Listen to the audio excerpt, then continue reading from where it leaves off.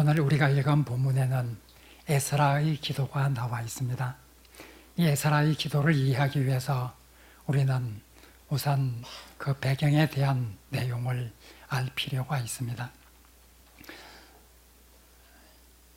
하나님께서 선택한 백성 이스라엘은 북쪽 이스라엘과 남쪽 유다로 두 나라로 분리되어 있었습니다. 그들은 하나님의 말씀에 전적으로 순종하지를 못했습니다. 북쪽 이스라엘이 아시리아에게 멸망을 당하고 남쪽 유다도 주전 587년에 바벨론에게 멸망을 당하고 말았습니다. 세상과 구별된 그런 하늘의 백성이 되어야 된다고 하나님께서 그렇게도 계속 경고하셨지만은 그들은 세상과 함께하고 구별된 하늘의 백성으로서의 모습을 보여주지 못해서 결국은 멸망을 당하고 말았습니다. 이 바벨론에게 유다가 멸망당할 때 많은 유다인들이 바벨론으로 포로로 잡혀갔습니다. 몇 차례에 걸쳐서 많은 유대인들이 바벨론 포로가 되어서 그곳에 가서 살게 되었습니다. 시간이 흘렀습니다. 이젠 이 유다를 멸망시켰던 바벨론은 바사, 즉 페르시아에게 멸망을 당하고 맙니다. 바벨론을 멸망시킨 페르시아 왕들은 비교적 유대인들에 대해서 좋은 정책을 펼쳤습니다.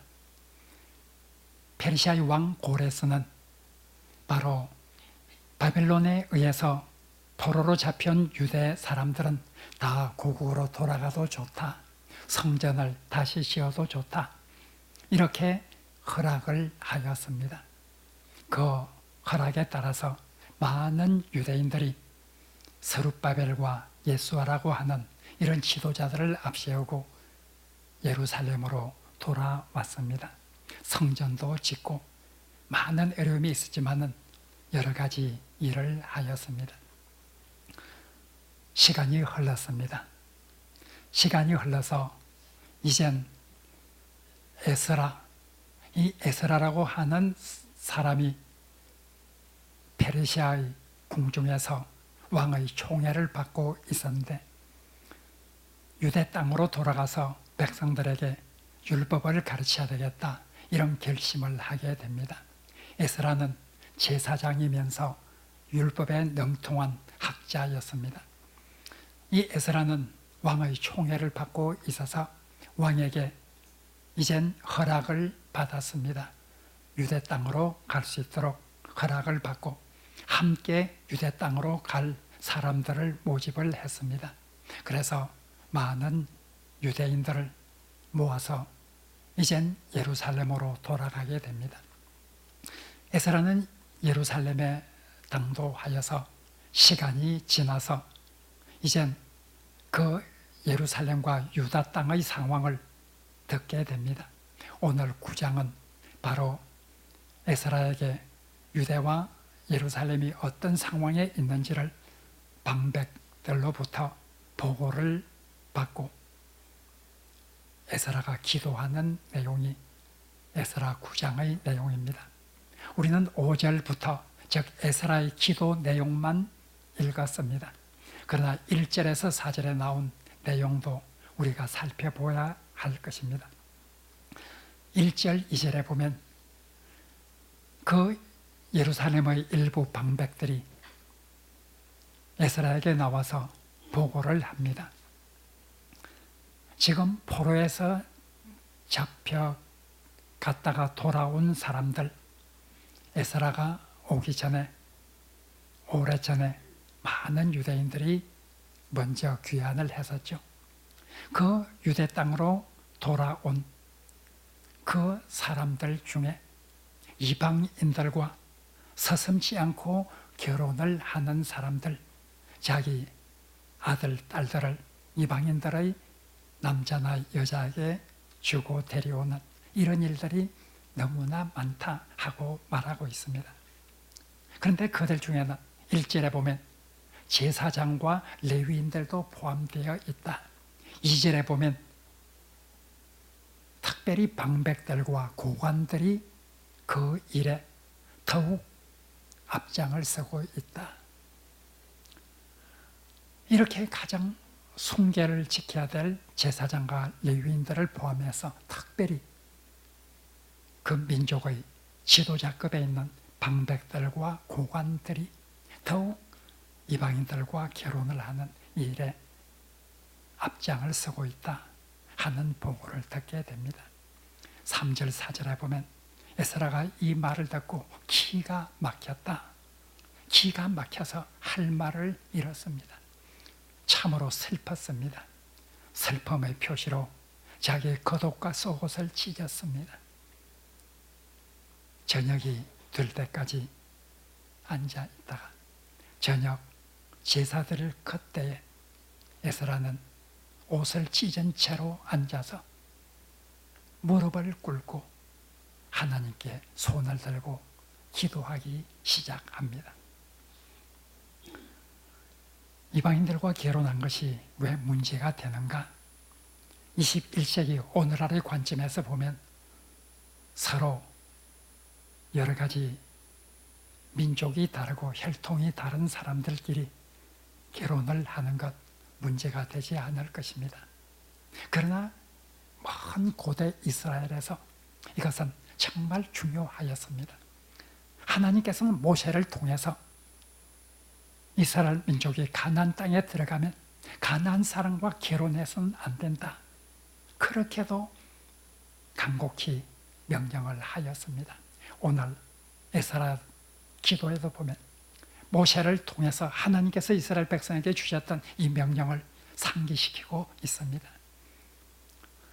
가나안 땅의 사람들, 그 민족들은 우상 숭배에 아주 빠져 있습니다. 그리고 이 사람들은 도덕적으로 윤리적으로 하늘의 백성과 달리 참으로 타락한 이런 삶을 살고 있었습니다. 위로는 하나님을 사랑하는 것이 아니라 많은 우상들을 섬기고, 아래로는 이웃을 사랑하는 것이 아니라 참으로 많은 죄악을 저지르고 있는 이런 가나안 땅의 사람들과 혼연을 하지 말라. 하나님의 백성은 거룩해야 한다. 하나님의 백성은 세상과 구별되어야 한다. 하늘의 백성은 세상 사람들과 똑같은 그런 타락한 인간의 본성을 보이며 살아가는 그런 삶이 아니라 타락한 인간의 본성을 그래도 통제해가면서 세상과는 무엇인가 다른 거룩한 삶을 살아야 된다. 구별된 삶을 살아야 된다. 그들과 혼인을 한다는 것은 곧 그들과 함께 섞여서 구별된 이런 것을 없애버리는 그런 결과가 나올 것이다. 하나님께서는 이것 때문에 하늘의 백성은 구별되어야 된다. 이것 때문에 그렇게도 서로 통혼하지 말라 하는 것을 명령을 하였습니다.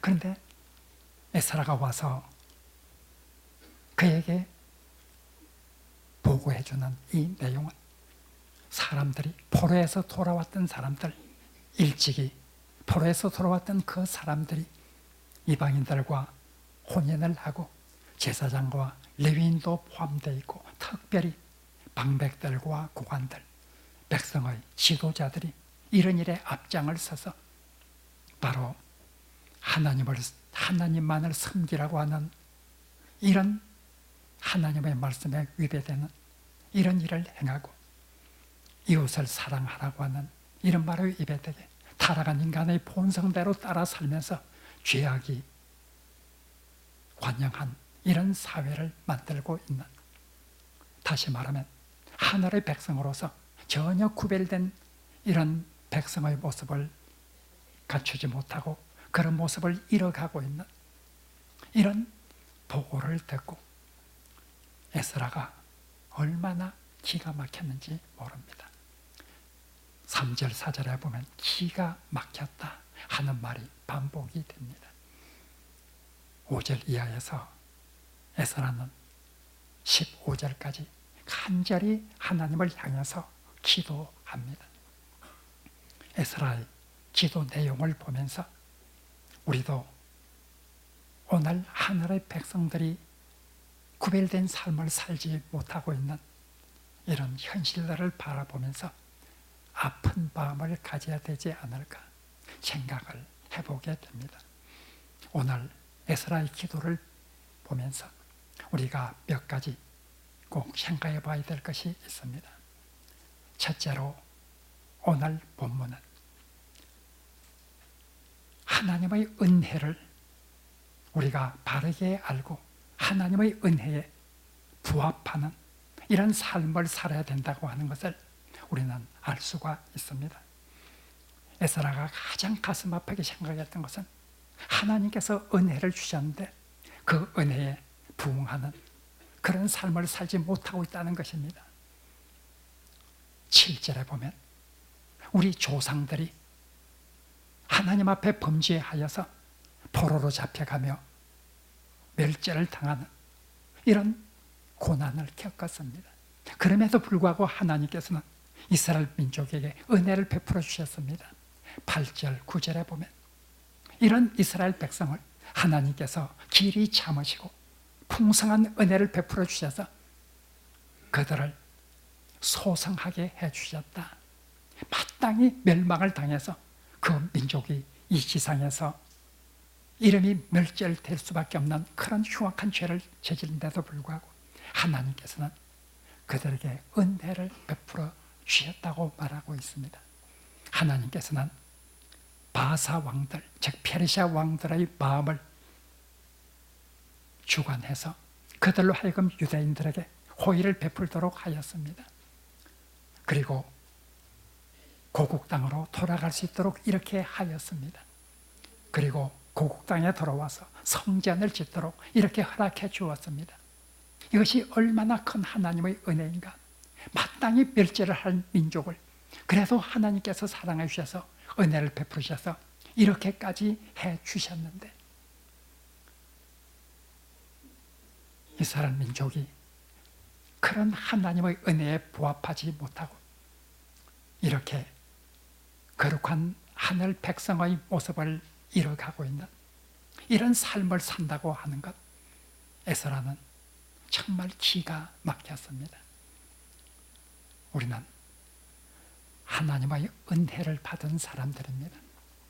하나님의 은혜에 대해서 우리는 그 은혜에 부합하는 이런 삶을 살아야 될 의무를 가진 사람들입니다.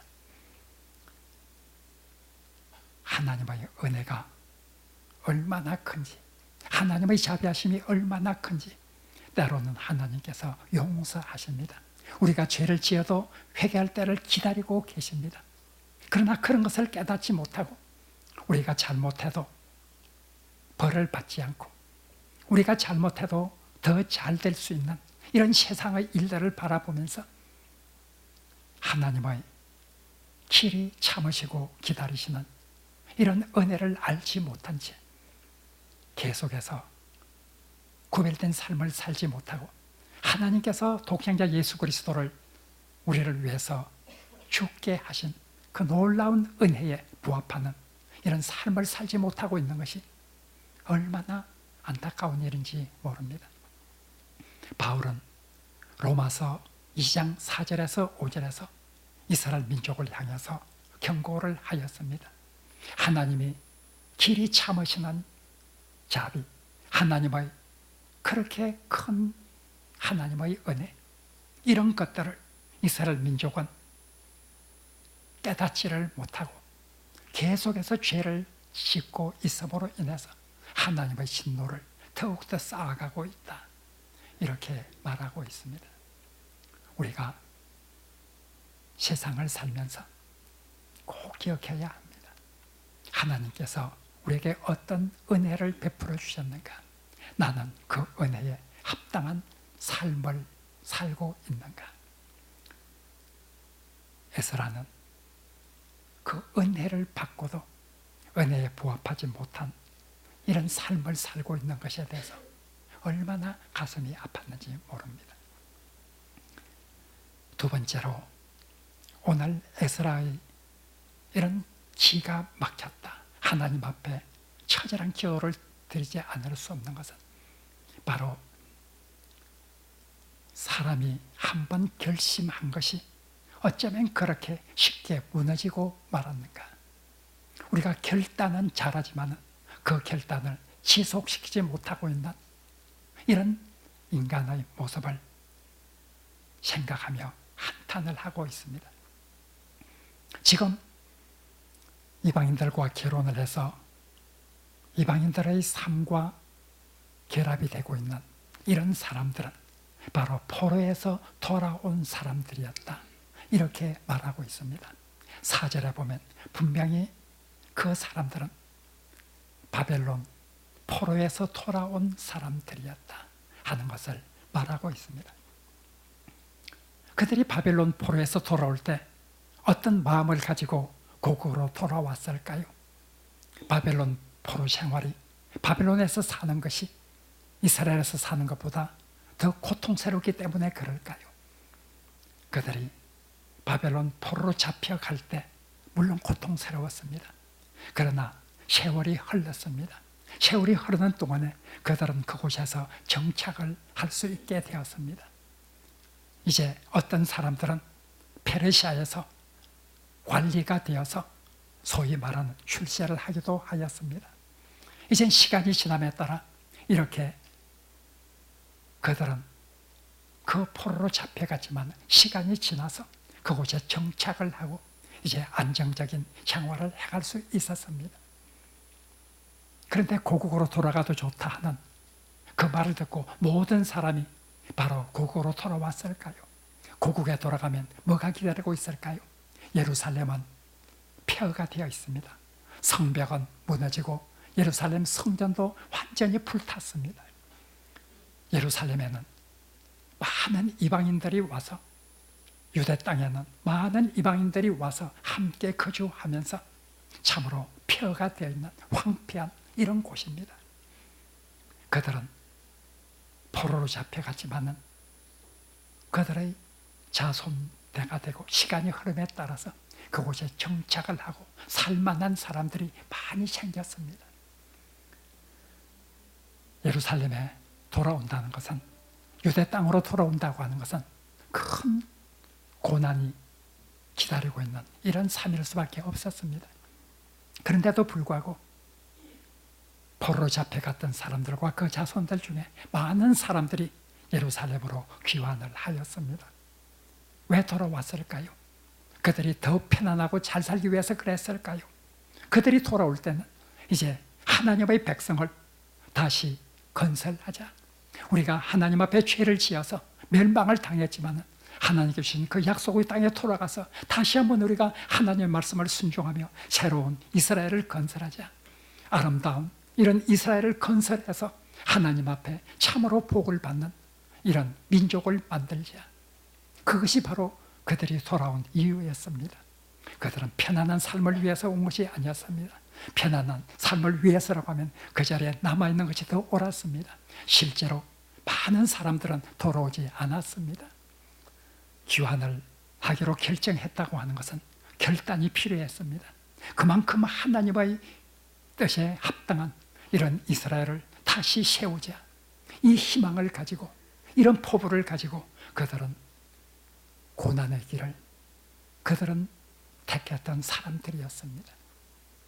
그렇게 돌아온 사람들, 구별된 세상과 다른 이런 이스라엘 백성을 만들자고 하면서 결심을 가지고 돌아온 사람들이 이제 그 결심이 흐트러지고 그 결심이 약해져서 이렇게 구별된 하늘의 백성을 만드는 일에서 떠나서 이방인들과 함께 하면서 이방인들과 구별이 없어지고만 이런 상황 속으로 들어가고 있다고 하는 이 소식을 들었을 때 에스라는 기가 막혔습니다. 어떻게 이런 일이 있을 수 있을까? 우리가 결심하기는 어렵지 않습니다.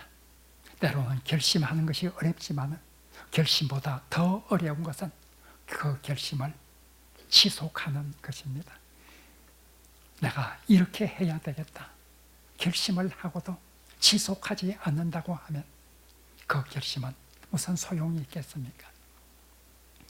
우리는 이스라엘 사람들이 포로로부터 귀환을 할 때 그 결심이 계속 유지되었다고 하면 얼마나 좋았을까, 그런 생각을 해보게 됩니다. 우리 자신들도 내가 하나님의 은혜에 대해서 감사하면서 나는 이렇게 살겠습니다 결심하라고 결단을 할 때가 있었을 것입니다. 그러나 그것이 얼마나 오랫동안 지속되었는가 하는 것을 생각해 보아야만 합니다. 저도 신학교에 들어갈 때 내가 앞으로 목회자가 되면 어떻게 하겠다고 결단했던 그때 일을 기억합니다.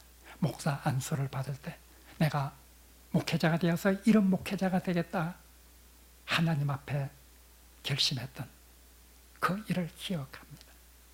그러나 너무나 쉽게 그 결심은 흐트러질 수밖에 없는 연약한 인간의 모습을 제 자신 속에서 또한 바라보게 됩니다.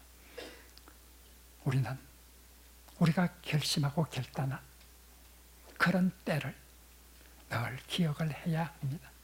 그래서 내가 그 결심과 결단을 지속적으로 유지시키고 있는가를 생각해 보아야 합니다. 우리가 이렇게 한국교회 그리스도인들이 세상 사람들에게 비난을 받는 이유는 결단하지 않기 때문이 아닙니다. 집회를 통해서, 말씀을 통해서 때때로 결단을 합니다. 그러나 그 결단이 너무나 쉽게 흐트러지고 맙니다. 그렇기 때문에 오늘날 우리가 하늘 백성으로서의 모습에 합당한 삶을 살지 못하고 있게 되는 것입니다. 우리는 나는 이렇게 살아야 되겠다 하고 하나님 앞에서 결단을 한 이런 일이 없습니까? 나는 얼마나 쉽게 그 결심이 무너지고 마는가 하는 것을 나 자신의 모습을 살펴보아야 합니다. 그리고 그 결단을 다시 찾아야 합니다. 과거에 내가 하나님 앞에서 한 결단과 결심, 그런 것들을 기억해내야 합니다. 그리고 그 결심이 쉽게 흐트러지지 않도록 지속적으로 갈 수 있도록 노력을 해야 합니다. 그래야 하늘의 백성, 구별된 하늘의 백성이 될 것입니다. 마지막으로 에스라가 참 슬펐던 것은 방백들과 고관들이 이 일에 더욱 앞장을 서고 있다 하는 것이었습니다. 제사장과 레위인, 가장 하늘의 성전에서 하나님의 전에서 봉사하고 있는 구별되어야 될 이런 사람들도 그렇게 되지를 못했고, 민족의 지도자들로서 시험을 받은 방백들과 고관들, 이들도 결코 다르지 않았습니다. 오히려 그들이 더 앞장을 섰습니다. 기가 막혔습니다. 지도자들은 더 큰 영향을 사람들에게 미칠 수 있는 사람들입니다. 그래서 지도자들은 더 큰 의무와 책임이 하나님 앞에 있습니다. 하나님께서 권한과 어떤 것을 주었다고 하면 거기에 부응해서 그만큼 책임과 의무도 클 것입니다. 지도자들이 바로 서지 않으면 그 나라가 바르게 설 수가 없고, 교회 지도자들이 바로 서지 않는다면 그 교회가 바르게 설 수 없을 것입니다. 오늘 한국 교회가 이렇게 세상 사람들로부터 존경을 받지 못하고 있는 가장 큰 이유는 지도자의 문제일 것입니다. 바로 오늘 에스라는 고관들과 방백들이 일에 앞장을 서고 있다고 하는 이 말을 듣고 참으로 기가 막혔습니다. 노블리스 오블리주라고 하는 말을 흔히 합니다. 프랑스어죠. 노블리스는 귀족을 말합니다. 오블리주는 의무를 말합니다. 어떤 권한을 받은 사람일수록, 지위가 높은 사람일수록 더 큰 책임과 의무가 있다 하는 것을 가리키는 말입니다. 옛날 로마 초기에 로마가 굉장히 발전하고 부흥을 하였습니다. 로마 초기에 로마가 그렇게 발전하게 된 것은 귀족들의 헌신이 컸습니다. 로마의 귀족들은 로마 초기에 정말 우리는 우리에게 주어진 의무를 다해야 된다고 하는 이런 생각에 투철하였습니다. 그들은 이 세상에서 사회 봉사를 앞장서서 많이 하였습니다. 자기의 재산을 사회를 위해서 헌납하기도 하였습니다. 그리고 전쟁이 일어나면 전쟁에 앞장서서 나가서 전투에 참여했습니다. 귀족들의 자녀들도 앞장서서 바로 전쟁에 나가게 되었습니다. 로마 초기에 원로원에서 귀족들이 차지하고 있는 비율이 굉장히 높았습니다.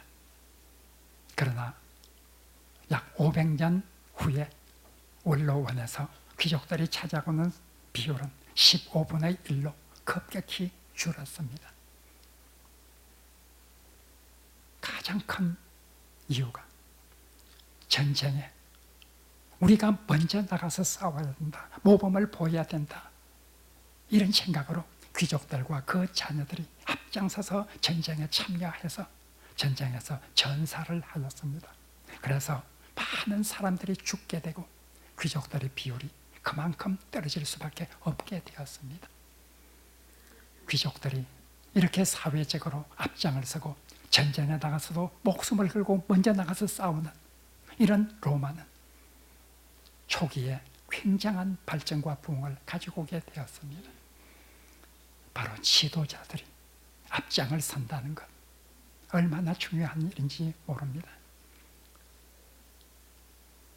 오늘날 우리 한국교회 지도자들, 목회자들이나 그리고 교회 중직들, 이런 분들이 바로 서야만 합니다.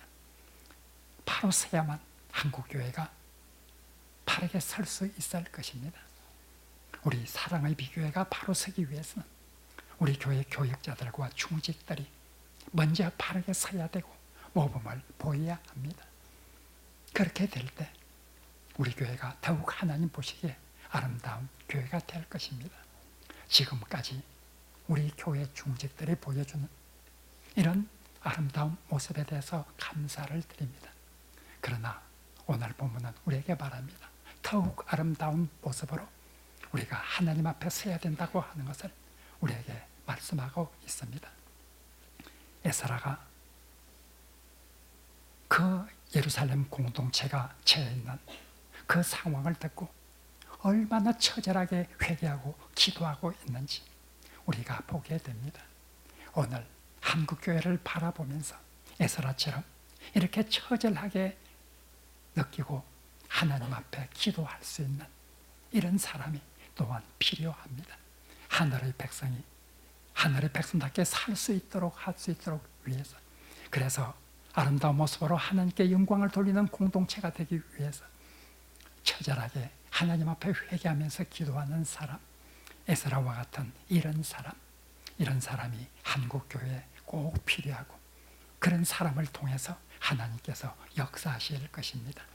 우리 사랑의 빛교회 에스라와 같은 이런 사람들이 많이 나오기를 주님의 이름으로 간절히 바랍니다. 기도하겠습니다.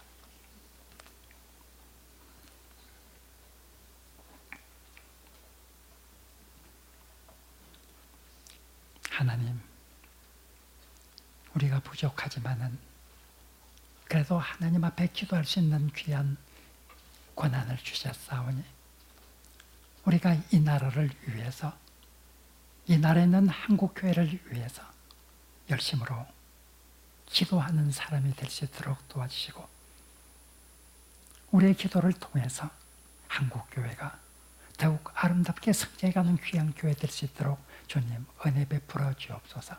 우리의 기도를 통해서 우리 민족, 우리 국가가 더욱 아름다운 나라, 아름다운 민족으로 발전해 나갈 수 있도록 주님 우리와 함께하여 주옵소서. 예수님 이름으로 기도합니다. 아멘.